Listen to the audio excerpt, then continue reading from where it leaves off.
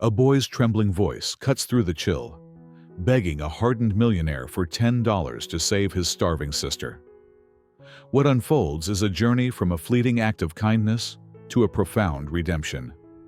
A CEO, cloaked in success but hollow within, meets a child's unwavering pride and a sister's fierce love, unraveling his guarded heart. Their story weaves through a hospital's sterile hope, a rain-soaked confession, and a center for the lost, where broken souls find home. Will a single plea reshape 3 lives? Rate this tale 0/10 in the comments. Does it warm your heart or leave you curious? Share your thoughts, and let's discover if love can thaw the coldest city nights. The city thrummed with a restless heartbeat, its arteries clogged with the clamor of horns, the staccato of footsteps, and the fleeting murmurs of 1,000 lives colliding. Winter had crept in uninvited, painting the sidewalks with a delicate sheen of frost that caught the streetlights' glow. At the edge of a bustling downtown square, an upscale cafe spilled warm light onto its terrace, where wrought iron tables stood like sentinels against the cold. Here, Oliver Kane sat alone, a solitary figure carved from the city's ambition. At 32, he was a millionaire CEO, his black hair impeccably swept back, his tailored charcoal coat draped over the chair like a second skin. His gray eyes, sharp and unyielding, stared past the rim of his untouched espresso, lost in a horizon only he could see. Success clung to him. His Italian shoes gleamed, his presence drew covert glances, but beneath the polished surface, a quiet void gnawed. Oliver wasn't here for the coffee. He came for the paradox of silence found in crowds, a strange solace that muffled the hollowness within. His life was a tapestry of boardrooms, deals, and headlines, yet each triumph left him colder, as if he were a spectator in his own story. His phone buzzed on the table, an insistent vibration against the wrought iron. He ignored it, letting the city's pulse wash over him, until a small, trembling voice sliced through the cocoon. "Please, sir, just $10.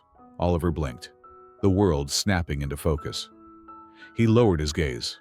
Standing at his feet was a boy, no older than 4, his frame swallowed by a threadbare coat that hung past his knees. His sneakers, 2 sizes too big, scuffed the frost-dusted pavement. In one small hand, he clutched a tattered rag, its edges frayed like the boy's own hope. The other hand was empty, curled into a fist, as if guarding something intangible.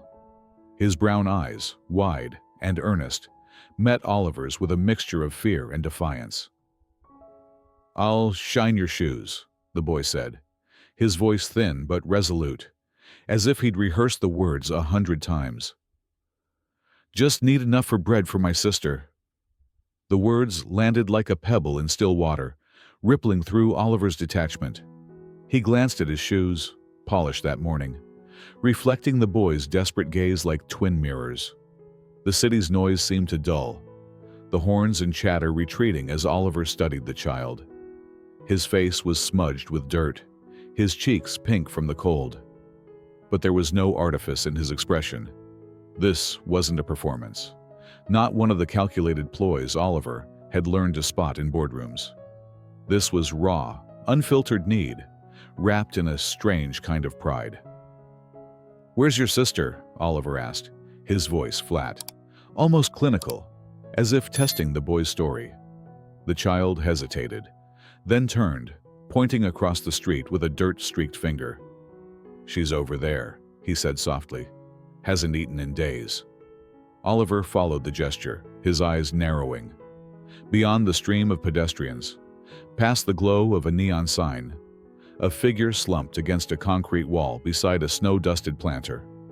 She was young, barely more than a girl, her long black hair spilling over a frayed coat that offered little warmth. Her beauty was striking, even in her frailty. High cheekbones, pale skin almost luminous against the city's grime. But she was still, too still, her head bowed as if the weight of the world had pressed her into the pavement. One shoe was missing, her bare foot curled against the cold. The sight hit Oliver like a quiet shock. He'd seen poverty before, on news screens, in glossy reports, through tinted car windows. But it had always been distant, abstract. Now it had a face, a trembling voice, a rag clutched in tiny fingers. The boy, Wyatt, he'd later learn, stood unwavering, his small frame a pillar of resolve. There was no begging in his posture, only the offer of work, as if he'd learned that dignity was the only currency the world might respect. Oliver's espresso sat cold, its surface undisturbed. He leaned back slightly, his fingers drumming once on the table, a habit from countless negotiations. Part of him wanted to dismiss this, to slip a bill into the boy's hand and return to his silence. But Wyatt's eyes held him, not pleading, not demanding, but asking to be seen. And for the first time in years, something stirred in Oliver's chest, a faint, unwelcome pulse, like a long, dormant machine sputtering to life. He looked back at the woman across the street. The city moved around her, couples laughing, commuters hurrying, coffee cups steaming, but she was a still point in the chaos, a fragile thread stretched to breaking. Oliver's gaze returned to Wyatt, who hadn't moved, his rag still offered like a contract. The boy's pride, his refusal to beg, was a mirror to something Oliver had buried long ago, the belief that one could fight the world and win. Without a word, Oliver stood, his chair scraping softly against the terrace. Wyatt's eyes widened, a flicker of hope battling fear. Oliver adjusted his coat, his movements deliberate, then nodded toward the street. "Show me," he said, his voice low but firm. Wyatt swallowed, clutching the rag tighter, then turned, his oversized sneakers slapping the pavement as he led the way. Oliver followed, the city's rhythm fading behind him, each step pulling him closer to a moment that would unravel the carefully constructed walls around his heart. The frost crunched underfoot, the cold biting through Oliver's gloves.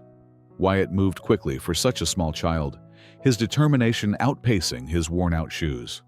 The crowd parted around them, oblivious to the quiet drama unfolding. Oliver's pulse quickened, not from exertion, but from the weight of what lay ahead.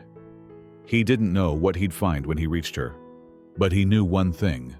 For the first time in a long while, he wasn't just a spectator. He was part of something real, something that demanded he act, something that might just change everything. The city's pulse thrummed on, indifferent to the small procession crossing its veins. Oliver Kane followed Wyatt, the 4-year-old's oversized sneakers slapping against the frost-slicked pavement, his tattered rag still clutched like a talisman. The terrace of the upscale cafe, with its warm glow and Oliver's untouched espresso, receded into the background, a world apart from the raw urgency now pulling him forward.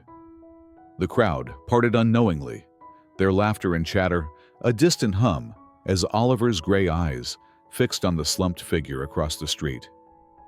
Wyatt's words. "Hasn't eaten in days," echoed in his mind, each syllable a weight that pressed against the numbness he'd worn like armor. They reached the edge of the sidewalk, where a concrete planter dusted with snow marked the boundary of the woman's fragile sanctuary. She was younger than Oliver had first thought, barely 22, her long black hair a tangled cascade over a frayed coat that hung open, offering little defense against the winter's bite. Her beauty was haunting, high cheekbones, a delicate jawline, skin so pale it seemed to glow under the streetlight's harsh beam.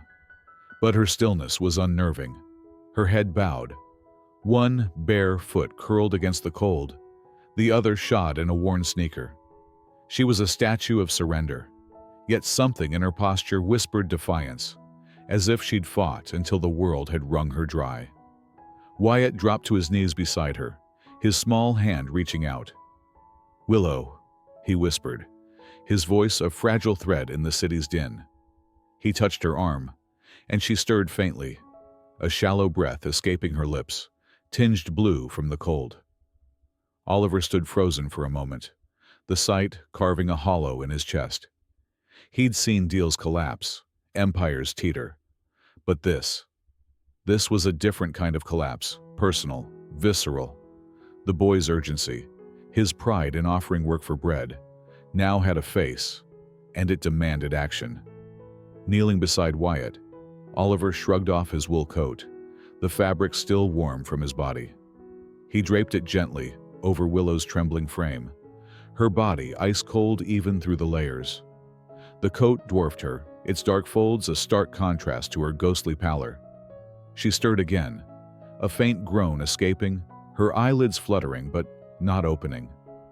Oliver's hands hovered, uncertain, his usual decisiveness faltering. He was a man of boardrooms, not bedside vigils, yet the weight of her fragility anchored him to the moment. "Willow," Wyatt repeated, stroking her arm with a tenderness that belied his age. "I found someone." His voice was small but clear, a beacon in the chaos. Oliver glanced at the boy, then back at Willow. Her chest rose faintly, a sign of life so delicate it seemed it might vanish. The city buzzed around them, horns blaring, couples laughing, footsteps clacking. But it was as if a bubble had formed, sealing them in a quiet where only their shared need existed. Oliver pulled out his phone, his fingers steady despite the cold biting through his gloves. "I need a cab now," he said into the receiver, his voice low but commanding. "Corner of 5th and Elm, urgent." He pocketed the phone and turned to Wyatt. "We're taking her to a clinic." The boy nodded, his wide eyes fixed on his sister, trust mingling with fear. The yellow cab screeched to a halt minutes later, its headlights cutting through the frost-laden air. Oliver acted swiftly, sliding one arm beneath Willow's shoulders, the other under her knees. She was weightless, her body folding into his hold like a broken bird. Her head lolled against his shoulder, her black hair spilling over his arm. Wyatt scrambled to his feet, clutching his rag, and climbed into the cab after them. "Prescott Clinic," Oliver told the driver, his tone brooking no delay. "Fast. Triple fare." The cab lurched forward, weaving through the city's arteries. Inside, the air was stale, heavy, with the scent of worn leather and faint cigarette smoke. Oliver held Willow upright, his coat wrapped tightly around her. Her breathing was shallow, each inhale a faint victory against the cold that had nearly claimed her.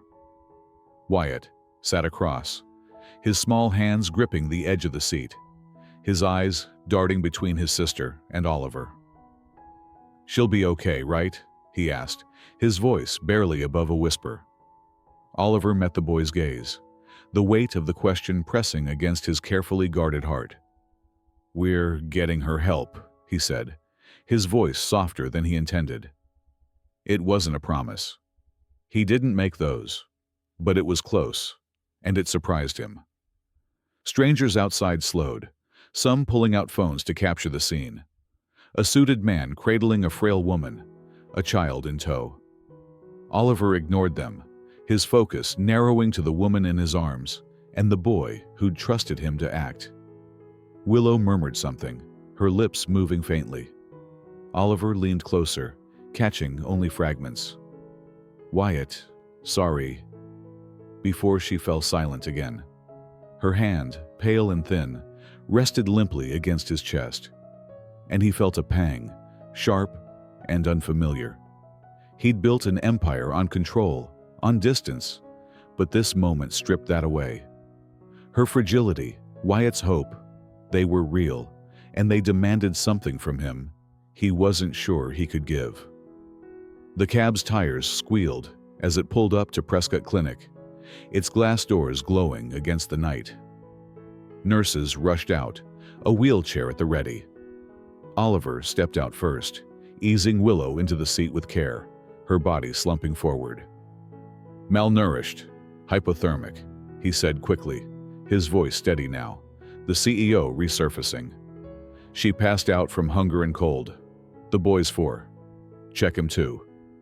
A nurse nodded, wrapping a blanket around Willow as they wheeled her inside. Wyatt hesitated, his rag still in hand, until Oliver placed a hand on his shoulder. "Come on," he said gently, guiding the boy through the doors.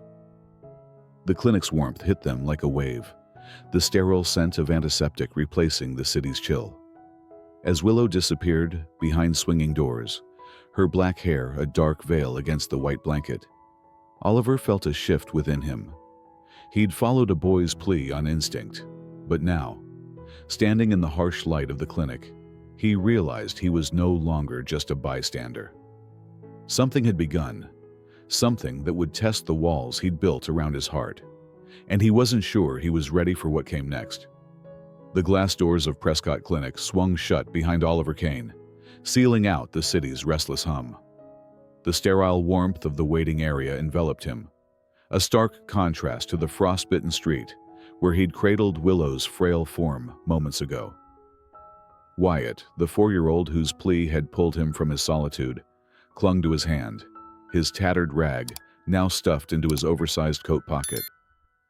The boy's brown eyes darted toward the swinging doors where nurses had wheeled his sister, her black hair a dark cascade against the white blanket. The antiseptic scent hung heavy, mingling with the faint buzz of fluorescent lights overhead. Oliver's tailored suit felt out of place here, his polished exterior a thin veneer over the unease stirring within. The nurses had moved swiftly, their voices clipped and efficient as they relayed Willow's condition: malnourished, hypothermic, dangerously close to collapse. Oliver had delivered the facts with the precision of a boardroom briefing. "She passed out from hunger and cold. The boy's 4, check him too." Now, standing in the waiting area, he felt the weight of those words settle. Wyatt's small hand was warm in his, a fragile anchor tethering him to the moment.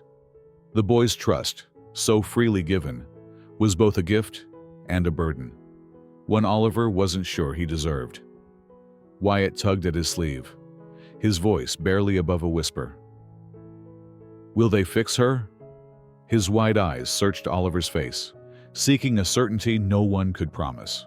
The question pierced through the CEO's carefully constructed detachment, striking a chord he'd long silenced. Oliver crouched to the boy's level, his gray eyes meeting Wyatt's with an intensity softened by something new: compassion. "They'll try," he said, his voice low but steady. "And so will I." The words slipped out before he could weigh them, a vow that felt foreign on his tongue.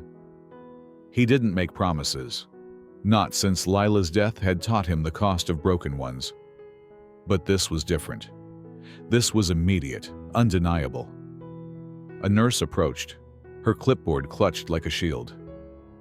"We're stabilizing her," she said, glancing at Wyatt. "She's dehydrated, severely undernourished. We've started fluids and warming measures. The boy needs a checkup too." Oliver nodded, guiding Wyatt toward a nearby exam room. The boy hesitated, his gaze lingering on the doors where Willow had vanished. "She'll be okay," Oliver said, more to himself than to Wyatt, and the boy followed. His trust, a quiet force that kept Oliver moving. In the exam room, the nurse checked Wyatt's vitals, her hands gentle but practiced. "He's underweight," she noted, "but no immediate concerns. Has he eaten recently?" Wyatt shook his head, his small frame curling inward. Oliver's jaw tightened. "Get him something," he said, pulling out his wallet. "Whatever's in the cafeteria, soup, bread, anything warm." The nurse nodded, leaving them alone in the small, sterile space. Wyatt sat on the exam table, his legs dangling, his oversized sneakers swinging slightly. The silence between them wasn't empty. It was heavy with unspoken questions, with the weight of what had brought them here. Oliver leaned against the wall, his mind racing. He'd acted on instinct, following Wyatt's plea, carrying Willow to safety. But now, in the clinic's harsh light, he felt exposed. His life was one of control, deals sealed, risks calculated. But this was uncharted. He glanced at Wyatt, who was tracing a crack in the table with his finger, his face a mask of quiet hope. The boy's resilience, His refusal to crumble despite hunger and cold was a mirror to something Oliver had lost, the belief that one could face the world and not break. The nurse returned with a tray, chicken soup, a roll, and a cup of milk. Wyatt's eyes lit up, but he hesitated, glancing at Oliver as if seeking permission. "Go on," Oliver said softly, and the boy dove in, tearing the roll with small, eager hands. The sight stirred something in Oliver's chest, a warmth he hadn't felt in years. He thought of Lila, her laughter over shared meals, her gentle insistence that small acts mattered. He'd buried that part of himself after her death, convinced he was cursed to destroy anything good. But Wyatt's simple gratitude, the way he savored each bite, cracked that conviction open. A second nurse appeared at the door. "She's awake," she said, her tone cautious. "You can see her, but she's weak. Keep it brief." Oliver's pulse quickened. He looked at Wyatt, who was already sliding off the table, soup forgotten. "Let's go," Oliver said, taking the boy's hand. They followed the nurse down a corridor, the linoleum squeaking underfoot, the air thick with the weight of lives in limbo. Oliver's mind flashed to the street, to Willow's ghostly pallor, her murmured apologies in the cab. He didn't know what he'd say to her, but he knew he needed to see her, to confirm she was more than a fleeting obligation. They reached the room, its door half open. Willow lay in a hospital bed, an IV line snaking from her arm, a pale blue blanket draped over her legs. Her black hair fanned across the pillow, her face still pale, but no longer deathly. Her eyes, a deep hazel, flickered open, catching the light with a wary intensity. She saw Wyatt first, and her lips parted in a faint, relieved smile. "Wyatt?" she rasped, her voice hoarse but alive. The boy rushed to her side, climbing onto the bed to nestle against her. "You're okay," he whispered, his small arms wrapping around her. Oliver stood at the threshold, his presence a quiet intrusion. Willow's gaze shifted to him, narrowing slightly.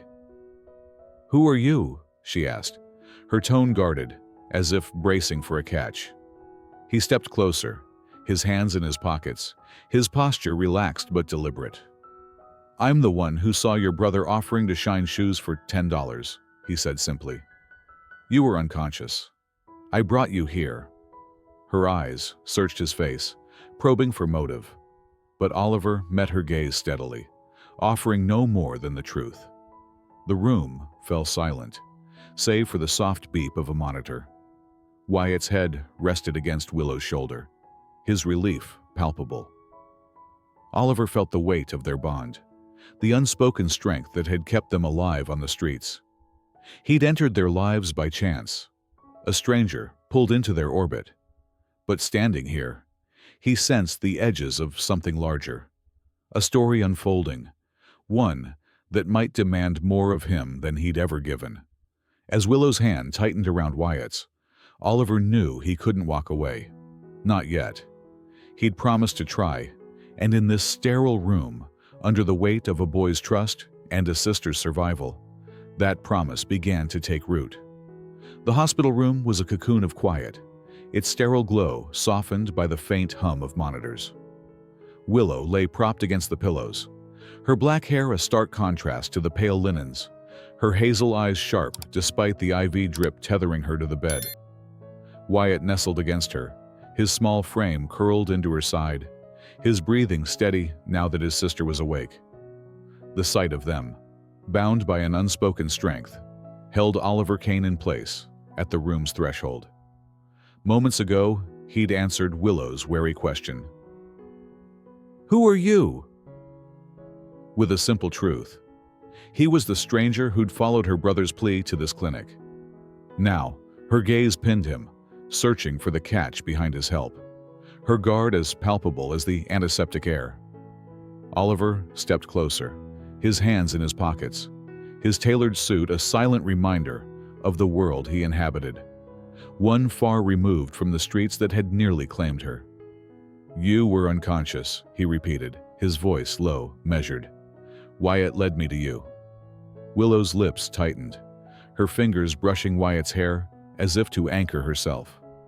The boy stirred, looking up at her with a trust that softened her edges, but her eyes never left Oliver. Why? She asked, her voice hoarse, edged with suspicion. Why help us? He met her stare, unflinching. Because I could.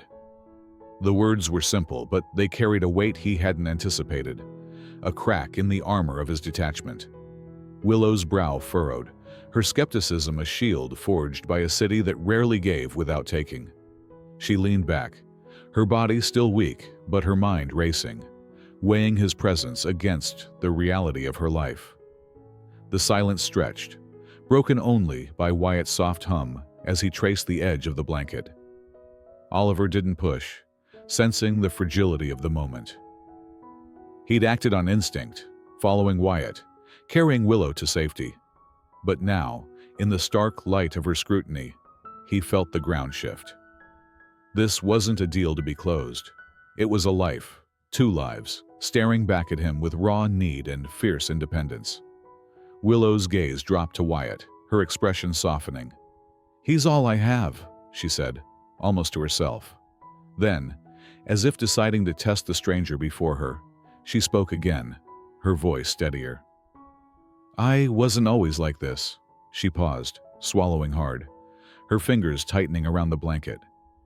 I was a psychology major, top of my class. Wanted to open a center for kids who'd been through trauma, kids like Wyatt, who'd seen too much too young. Oliver tilted his head, intrigued, his usual reserve giving way to curiosity. He pulled a chair closer, sitting with a quiet ease that belied the storm within. Go on, he said, his tone gentle, an invitation rather than a demand. Willow hesitated, her eyes flicking to Wyatt, then back to Oliver, as if weighing whether her story was worth telling. But something in his stillness, his lack of judgment, loosened the words she'd held back for years. My parents died when I was 18, she said, her voice low, steady, but laced with pain. Car crash, drunk driver. I was in my first year of college and Wyatt was just a baby. One day I had a family, a future. The next it was just us.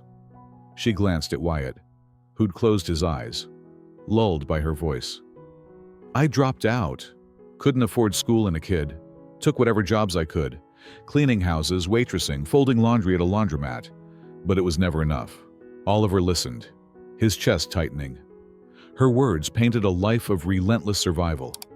Yet her tone carried no self-pity, only a fierce resolve. He thought of his loss, Lila's death in a crash, the pen engraved with, "You're enough," found in her bag, but pushed the memory down, focusing on Willow's story. Shelters were hit or miss, she continued, her gaze distant. Some were full, others not safe. I kept us moving, churches, train stations, sometimes a park bench with Wyatt in my coat. I told myself, just one more day, one more dollar. As long as he had food, a hand to hold, it was enough. Her voice cracked, and she looked away, her jaw tight. But it wasn't. Not when I couldn't keep him warm. Not when I gave him the last of our food and had nothing left. The room seemed to shrink, the walls closing in with the weight of her words. Oliver's hands were clasped between his knees, his knuckles white. He'd seen poverty in reports, in passing glances, but this was different. Willow's strength, her willingness to break herself for Wyatt, humbled him in a way no corporate triumph ever had. She wasn't just surviving. She was fighting a war with no end, and doing it with a grace he hadn't known existed. I had dreams, she said, her voice softer now, almost wistful. I interned at a crisis shelter during college. Saw kids who'd been through hell, but they still laughed, still hoped. I wanted to give them that, a place to heal. But dreams don't feed you. Don't keep the cold out. She looked at Oliver, her eyes piercing. So why you? Why now? People don't just help, not without wanting something. Her question hung between them, sharp and unyielding. Oliver didn't flinch, but his mind raced. He could have said it was chance that Wyatt's plea had caught him off guard, but that wasn't the whole truth. There was something in the boy's pride, in Willow's defiance, that mirrored a part of him he'd buried, the part that had once believed in more than power and profit. "Your brother looked at me like I was his last hope," he said finally, his voice low, raw. "I couldn't walk away." Willow's lips parted, stunned, her guard faltering for the first time. She looked down at Wyatt, now asleep against her, his small hand gripping her sleeve. The monitor beeped softly, a reminder of how close she'd come to not waking up. "Thank you," she whispered, the words heavy with reluctance, as if they cost her something to say. But her eyes, when they met Oliver's again, held a flicker of trust, faint but real. Oliver stood, sensing the moment had reached its limit. "Rest," he said, his tone gentle but firm. "I'll check on you both later." As he turned to leave, Willow's voice stopped him. "What's your name?" she asked, softer now, almost curious. He paused, glancing back. "Oliver," she nodded, filing the name away, and he stepped into the corridor, the door clicking shut behind him. The fluorescent lights buzzed overhead, casting long shadows. Oliver leaned against the wall, his breath uneven. Willow's story had stirred something deep, a resonance with his own buried pain. He didn't know what came next, but he knew he was tethered to them now, to Wyatt's hope and Willow's fight. The clinic's promise, to try, to help, was his too. And as he walked away, he felt the first threads of a new purpose weaving into the fabric of his guarded heart. The hospital corridor's fluorescent glare faded behind Oliver Kane as he stepped into the crisp night air, the city's pulse reclaiming him. Willow's story, her dreams of healing traumatized children, her relentless fight for Wyatt, lingered like a weight in his chest. Her guarded trust, the faint spark in her hazel eyes when she had whispered, "Thank you," had shifted something in him. The clinic had stabilized her, promising recovery, but Oliver knew the streets waited, cold and unforgiving. As he hailed a cab, his mind churned. He couldn't let them return to that life, not yet. By the time he reached his penthouse, a plan had formed, one that felt both reckless and inevitable. The next morning, sunlight streamed through the clinic's windows, softening the sterile edges of Willow's room. She sat upright, her black hair pulled into a loose braid, her color returning, but her wariness intact. Wyatt, perched on the bed, nibbling a hospital muffin, his oversized sneakers swinging. Oliver knocked lightly, his presence filling the doorway. Tailored suit, black hair swept back, gray eyes steady but warm. Willow's gaze met his, cautious but curious, the memory of their late-night conversation hanging between them. "I have a place," Oliver said, his voice calm but deliberate. "A guest apartment, empty, in my building. 2 bedrooms, kitchen, view of the city. You and Wyatt could stay there, just until you're back on your feet." He paused, watching her reaction. Willow's lips parted, surprise giving way to skepticism. "Why would you do that?" she asked, her tone sharp, as if bracing for strings attached. Wyatt looked up, muffin crumbs on his chin, his eyes bright with hope. Oliver leaned against the doorframe, choosing his words carefully. "Because you deserve a chance to rest, to plan. Wyatt deserves a warm bed. No strings, just a roof." Willow's jaw tightened, her pride a tangible force. She glanced at Wyatt, whose small hand rested on hers, then back at Oliver. "We've managed before," she said, but her voice wavered, exhaustion betraying her resolve. "I know," Oliver replied, his tone gentle but firm. "But you don't have to manage alone right now." The silence was heavy, charged with her internal battle. Willow's fingers traced the edge of the blanket, her mind weighing the offer against a lifetime of disappointment. Finally, she exhaled, her shoulders easing. "A few days," she said, her voice low. "Just until I figure things out." Oliver nodded, a quiet relief washing over him. "As long as you need." By midday, they stood in the apartment, a modern, minimalist space on the top floor of a midtown high-rise. Floor-to-ceiling windows framed the city's skyline, sunlight glinting off steel and glass. The kitchen was stocked with groceries, and the bedrooms were furnished with crisp linens. Wyatt ran to the window, pressing his nose against the glass, his laughter echoing through the high ceilings.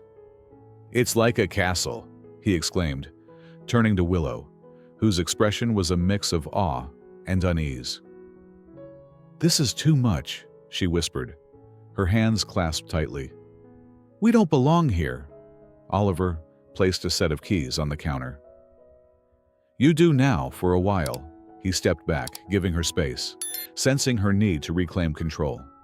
Willow moved through the apartment, her bare feet silent on the hardwood, her frayed coat a stark contrast to the sleek surroundings. She opened cabinets, finding cereal, bread, and canned soup. Simple things, but a fortune to her. Wyatt tugged her hand, pulling her to see the second bedroom, where a small, stuffed bear sat on the pillow. "Look, Willow," he said, hugging it. Her eyes softened, but her guard remained. That night, Oliver returned to his penthouse 3 floors above, the city's lights sprawling below. Sleep eluded him. He stood by his window, a glass of untouched bourbon in hand, memories of Lila surfacing like ghosts. Her death in a car crash had shattered him, the unopened gift, a pen engraved. "You're enough." A reminder of his failure to be present. He'd built walls since, convinced he'd ruin anything pure. But Willow and Wyatt were chipping away at those defenses. Their resilience, their bond, stirred a longing he'd buried, a desire to be part of something real. Over the next days, Oliver found excuses to visit, dropping off children's books for Wyatt, a kettle for tea, a coat to replace Willow's tattered one. She accepted each reluctantly, her independence fierce. She kept the apartment spotless, cooking simple meals that filled the space with warmth. Wyatt's laughter became a fixture, his crayon drawings, stick figures under starry skies, appearing on the fridge. Oliver lingered longer each time, drawn to their quiet rhythm. One evening, he found Wyatt sprawled on the couch, reading a book about planets, while Willow chopped vegetables in the kitchen, her movements precise, her face relaxed for the first time. "You don't have to keep coming," she said, not looking up, but her tone lacked its usual edge. Oliver leaned against the counter, a faint smile tugging at his lips. "Maybe I want to."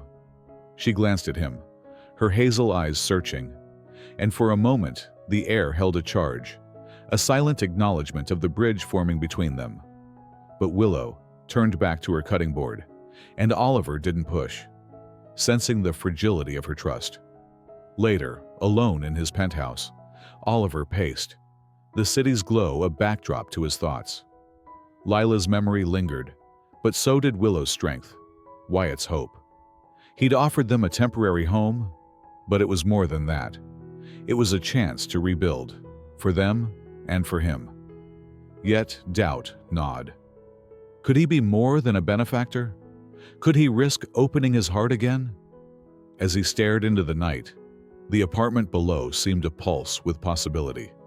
A beacon in the dark, pulling him toward a future he wasn't sure he was ready to claim. The Midtown apartment hummed with quiet life, its once sterile edges softened by Wyatt's laughter and Willow's careful stewardship. The guest suite, a temporary haven for the siblings, had become a canvas of their presence, crayon drawings taped to the fridge, a kettle steaming on the counter, the faint scent of roasted vegetables lingering in the air. Oliver Kane, 3 floors above in his penthouse, felt the pull of their warmth, a beacon in the cold expanse of his meticulously ordered world. His visits had grown frequent, each one stretching longer, fueled by the unspoken connection forming between them. Willow's guarded smiles, Wyatt's eager chatter. They were eroding the walls he'd built since Lila's death, stirring a hope he hadn't dared entertain. That evening, Oliver returned from a late board meeting, his tie loosened, his black hair slightly mussed.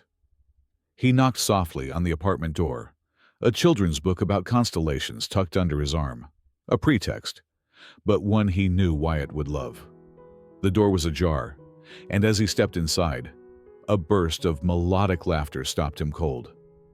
In the living room, Wyatt lay sprawled on the floor, a blanket draped over his shoulders like a superhero's cape. Before him, Willow sat cross-legged, her black hair pulled back, her face illuminated by the soft glow of a lamp. She held two sock puppets, one with button eyes, the other with a crooked yarn smile, and made them dance in a ridiculous skit about a boy who saved a star. Her voice, light and playful, wove a tale of courage and kindness, each word laced with a joy Oliver hadn't seen in her before. Her beauty, unguarded in this moment, was breathtaking. Not just the delicate curve of her cheekbones or the spark in her hazel eyes, but the radiance of her spirit, freed from the weight of survival. Wyatt giggled, clapping his small hands, his oversized sneakers kicking the air. The scene was simple, domestic, yet it struck Oliver like a revelation.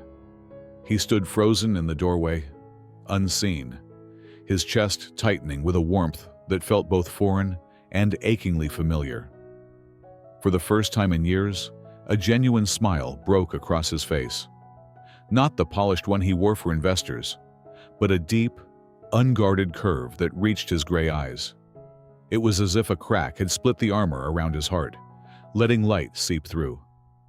He thought of Lila, her laughter over shared stories, her belief that love was built in small moments. He'd buried that belief after her crash, convinced he was doomed to destroy anything good. But here, in the glow of Willow's puppet show, he saw something else. A chance to live again, to be more than the sum of his losses. He slipped out quietly, closing the door before they noticed, his pulse racing. Back in his penthouse, he leaned against the wall, the book still in hand, its pages unopened.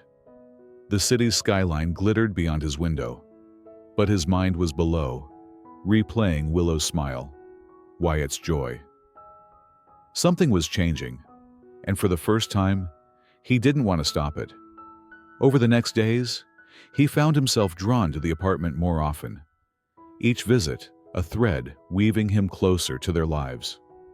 He brought puzzles for Wyatt, a scarf for Willow, small gestures she accepted with a nod, her independence still fierce, but softening at the edges.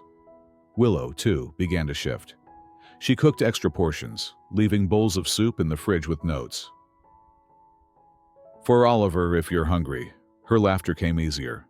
Her stories of college days or Wyatt's antics, spilling over cups of tea. Yet, she kept a careful distance, her trust a fragile bridge not yet fully crossed. Oliver respected it, savoring the moments when her guard slipped, like when she'd hum while folding laundry, unaware of his gaze. But the fragile equilibrium shattered one crisp morning. Oliver sat in his office, a glass tower overlooking the city, when Rachel Langston breezed in, a college friend turned investor. Her red blazer and sharp smile were as calculated as ever. "Heard you've gone domestic," she teased, perching on his desk. "Taking in a homeless girl and her kid? You're building, really?" Oliver's jaw tightened, his voice cold. "It's none of your business," Rachel laughed, undeterred. "Come on, Oliver. What's the plan? Make her your pet project? Ease that guilt you've carried since Lila." The words were a blade, but their true damage landed elsewhere. Unseen, Willow stood just outside the door, a container of soup in her hands, a smiley face drawn on the napkin. She'd come to surprise Oliver, a small repayment for his kindness.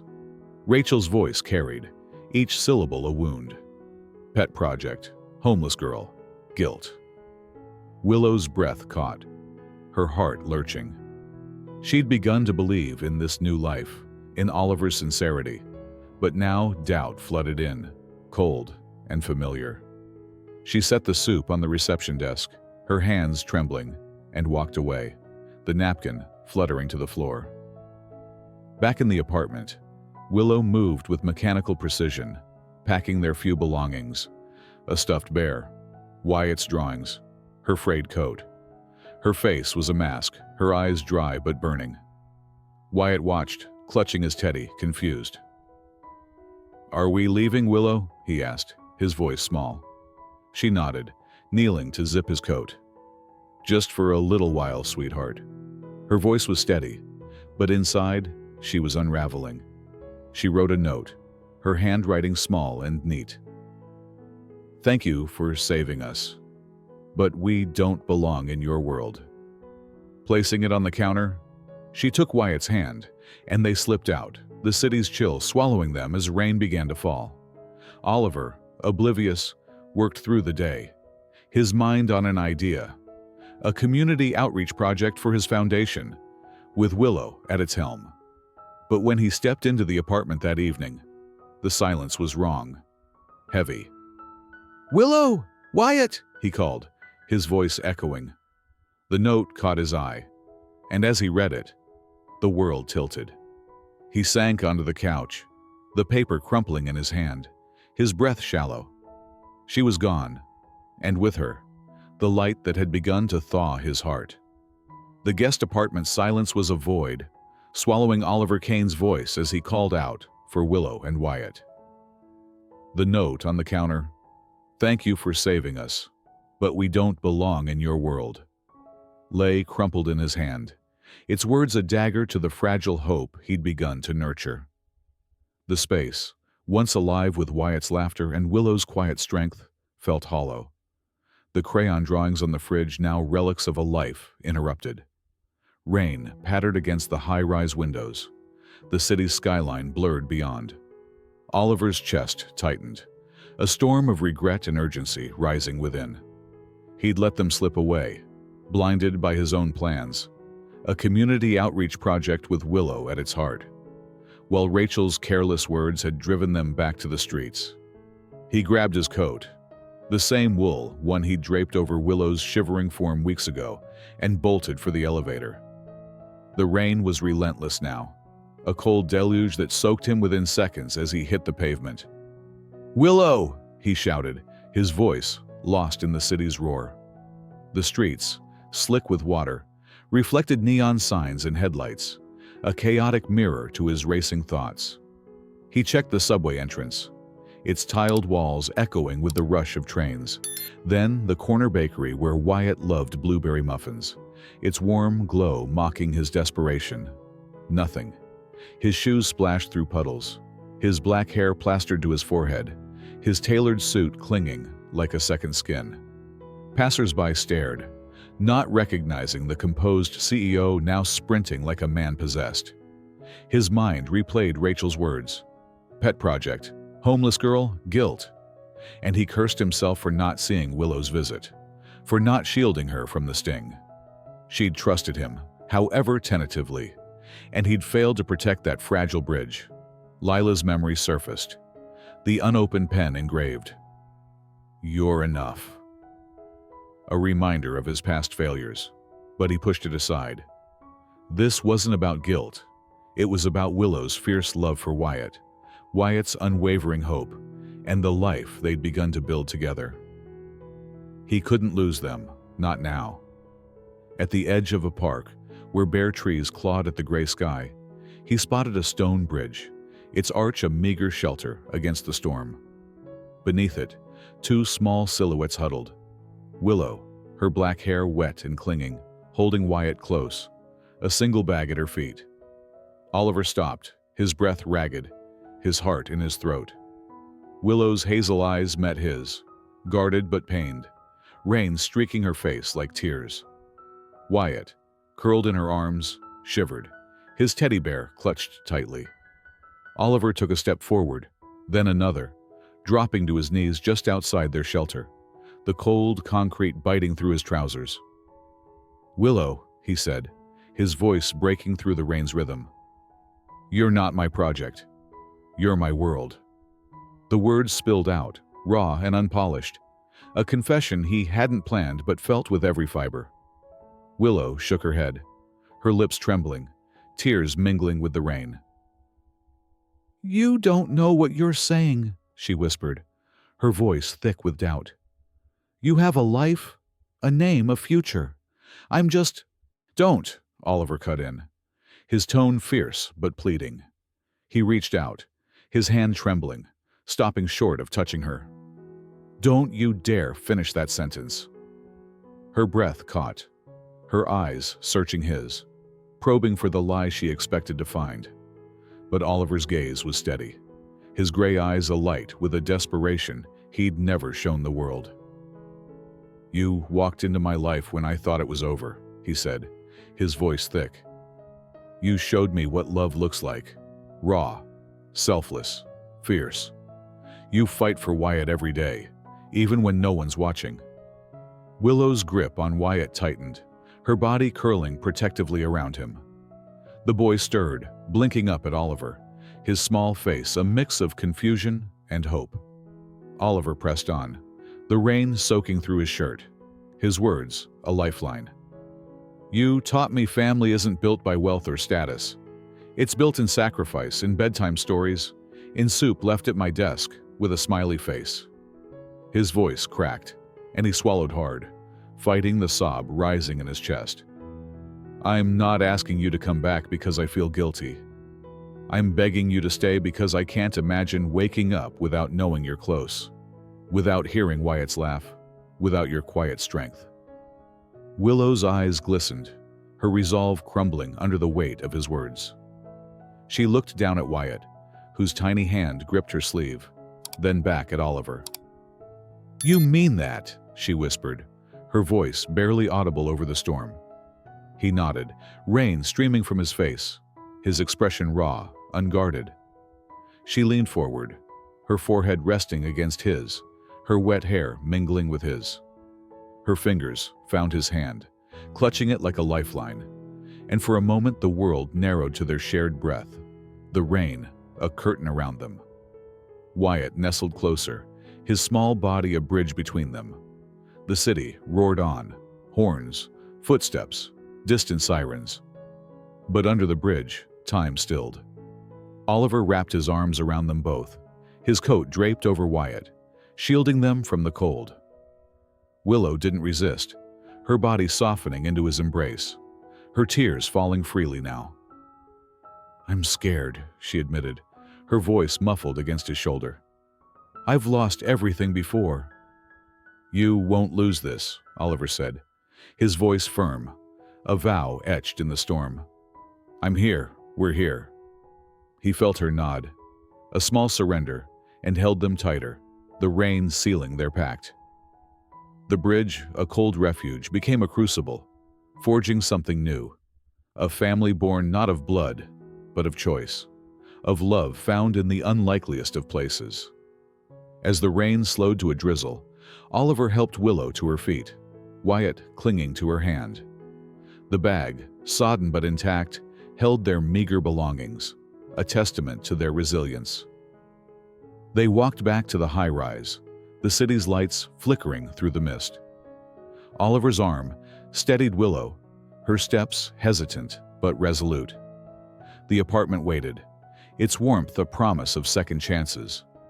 But as they stepped into the elevator, Oliver knew the true test lay ahead, proving to Willow that this wasn't charity, but a home, a future they could build together. The rain had softened to a whisper by the time Oliver Kane, Willow, and Wyatt reached the midtown high-rise, their silhouettes blurred in the city's misty glow.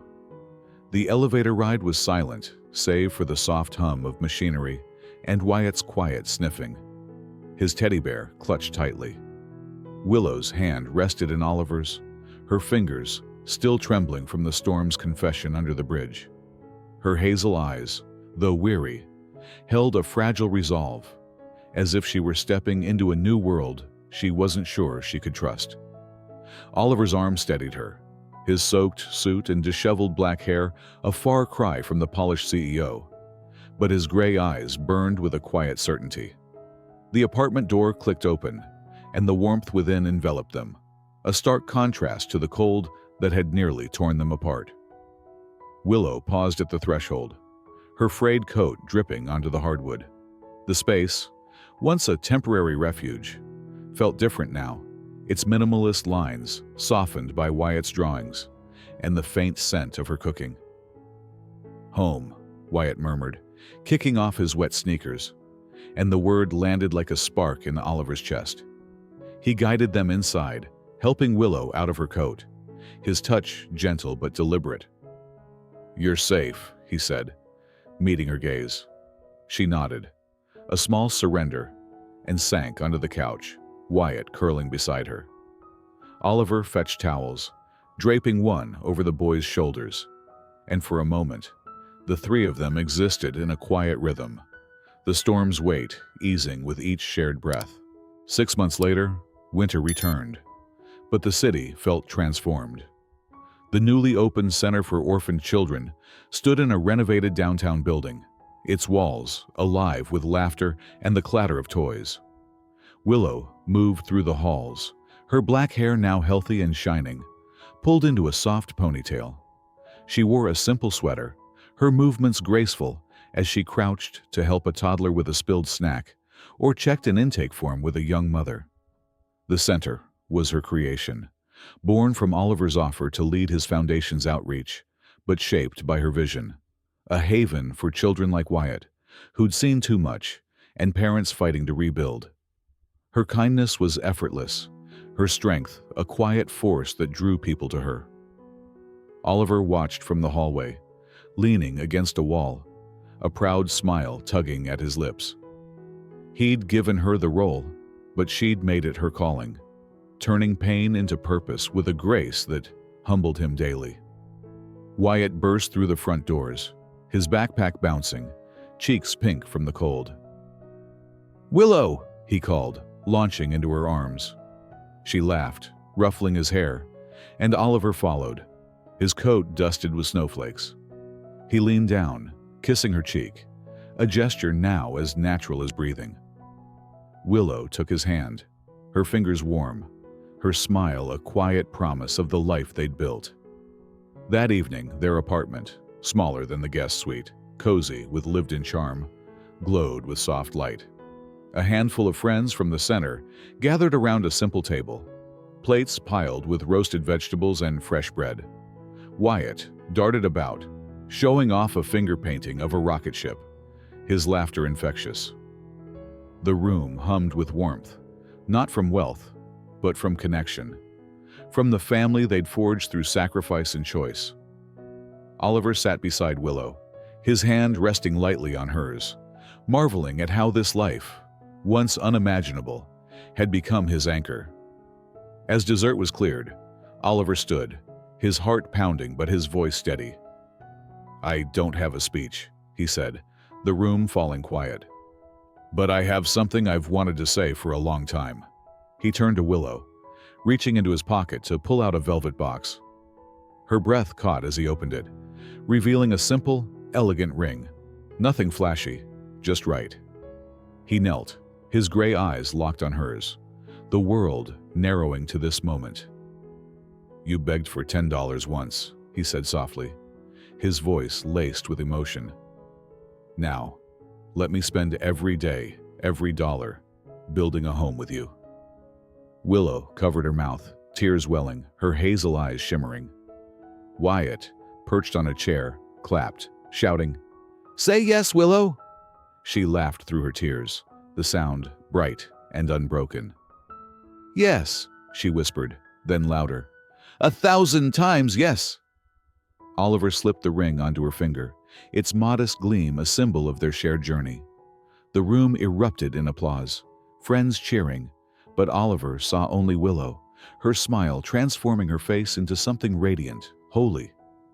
Later, under a gentle snowfall, they stepped out for a walk, Wyatt swinging between them, holding their hands. His hum, a tuneless melody, rose into the night air as they passed the cafe where it all began, the corner where Wyatt's plea had pierced Oliver's numbness, where Willow's sacrifice had reshaped his heart. The street, once cold and indifferent, was now a sacred place, etched with the memory of their collision. Oliver squeezed Willow's hand, her ring catching the streetlight's glow.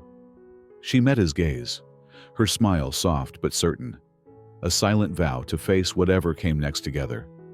They paused, Wyatt pointing at a star peeking through the clouds. "That's the one we saved," he said, referencing Willow's puppet story, and they laughed, the sound weaving into the city's hum. The cold was no match for the warmth they carried, a flame kindled by a boy's courage, a sister's love, and a man's redemption. As they walked on, hand in hand, one truth shone clear. A single act of kindness, a $10 plea, had forged a family stronger than the city's steel, a love that would endure beyond the winter's chill. As the snow settles over Oliver, Willow, and Wyatt's story, we hope a plea for $10 has warmed your heart and stirred your thoughts. Did their journey from a desperate plea to a forged family resonate with you? Rate it 0-10 in the comments and share what moved you most. Perhaps Wyatt's courage, Willow's strength, or Oliver's redemption. Your reflections light up this storytelling space, and we're grateful for every voice that joins us. Thank you for curling up with us tonight, letting this tale wrap around you like a cozy blanket. Sleep well, and we'll meet again soon under new stars with another story to share.